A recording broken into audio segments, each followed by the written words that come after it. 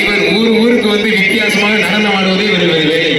அதுவும் நான் செல்கிற ஊரெல்லாம் பத்திரக்காளி ஆட்ட தம்பி ஒரு தாவு சைக்கிள் தம்பிக்கு மாண்பு முதலமைச்சர் வழங்கும் ஒரு சைக்கிள். ஐயோ ஒண்ணும் தெரியாத மாதிரி இருக்கானே, இந்த உலகத்திலேயே வித்துருவான் சார். சைக்கிள் மண்டலத்தில் போச்சு போச்சு போச்சு போதும்டாப்பா. பொதுப்பு பொம்மை திரையரசாக எஸ்.எம். சுப்பையம்மன்